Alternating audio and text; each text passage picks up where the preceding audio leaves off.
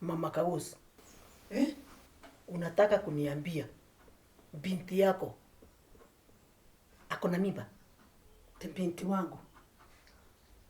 Kwanza unaniuliza ni kama mimi ni daktari. Kwa mimi niko ndani ya tumbo yake ndio nijue kama ako na mimba? Tu. Unataka kumaanisha ni binti yangu si binti yako? Siku za mtoto akiwa na mimba. Sometimes sijui Baba Kagosi unaongeaga aje. Nakuuliza kama binti yako ni mimba ako nayo ama ni mimi sioni vizuri. Sasa mambo ya mimba imekujia aje na mimi? Like mother, like daughter. Sitaki kukuuliza unajua aje. Kagosi. Kuja hapa. Nataka umuulize venye unamuuliza wewe.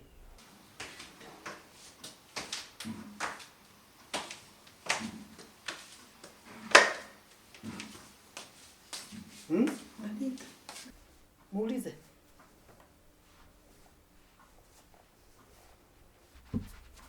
Kujua unajua ako na mimba lakini hutaki kuuliza. Yaani it is like something inafaa kukua najua ametoa wapi. Kwani ni chakula nilimpatia nayo ndio nikuwe najua. Kwani mimba imekuwa waru ama boso. Hiyo ni answer unapatia mtu. We Kagosi. Ni mimba uko nayo wewe? Sina mimba mimi. Ni nini baya na wewe? Wacha kumwambia kwa nini au kumwambia hivyo mapema. Mama wa mtoto anakaa chini na yeye anamwambia mapema, lakini si sasa. Gai usiniletee. Ndukadhake nani? Sasa unasikia venye baba yako anasema mimi. Mama. Ni mimi kwanza niambie hiyo mimba ni ya nani? Ni kijana mgani kwani huyo mweusi? Huyo mtoro? Huyo kijana Mwirota Makara. Uliniambia ulimpata wamesimama na kijana. Alikuwa ananiuliza kama nimekutana na brother yake kama amepeleka wheelbarrow. Utuike wena leo ihu. Ogothie karithi kongoe. Ndongedetera mabu hapa ni. Wizi nete mabu hapa. Hiyo ni makosa yako. Wewe mtoto ako na wazazi wawili. Sijaona mtoto one sided. Mama anaongeleza wasichana wake na kijana na mzee anaongea na vijana wake. Nini tutwaranaga nake? Nini tuthiaga nake kamuragi urarugama nau? Hiyo mimba ilitoka wapi? Iko wapi? We, unataka kusema nini? Hapo hakuna mimba. Sina mimba mimi. Unaona mjinga? Hapo hakuna mimba kao? Mimi sina mimba.